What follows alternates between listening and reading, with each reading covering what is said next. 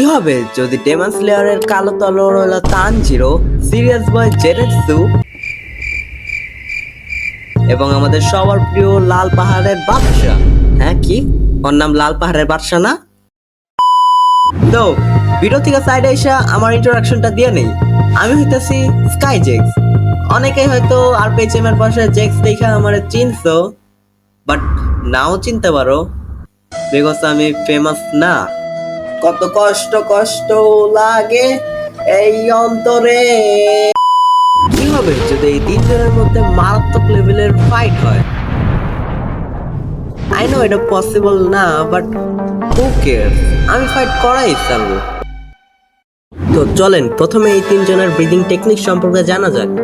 তো প্রথমে আমাদের কালো তলোয়ারওয়ালা তানজিরো ইউজ করে sand breathing, the strongest breathing technique.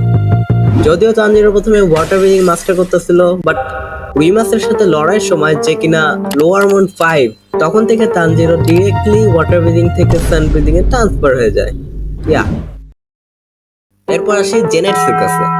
তো আমাদের জেনেটসু ইউজ করে থান্ডার ব্রিদিং, বাট জেনেটসু শুধুমাত্র একটা ফর্মই পারে। লাইক থান্ডার ব্রিদিং এর 6টা ফর্ম আছে, বাট জেনেটসু শুধুমাত্র ফার্স্ট ফর্মই পারে। এরপর আসি ইনোসুকের কাছে। তো ইনোসুকে হচ্ছে বিস্ট ব্রিদিং ইউজার, আর এটার সব থেকে কুলেস্ট জিনিস হইতেছে ইনোসুকে এই ব্রিদিং স্টাইল নিজে থেকে বানাইছে।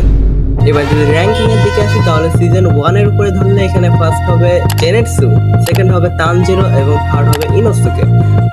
আর যদি সিজন 2 এর কথা বলি তাহলে এখানে তানজিরো হবে ফার্স্ট, কারণ সিজন 2 তে তানজিরো আরো পাওয়ারফুল হয়েছিল।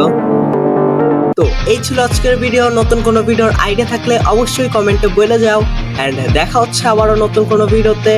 বাই।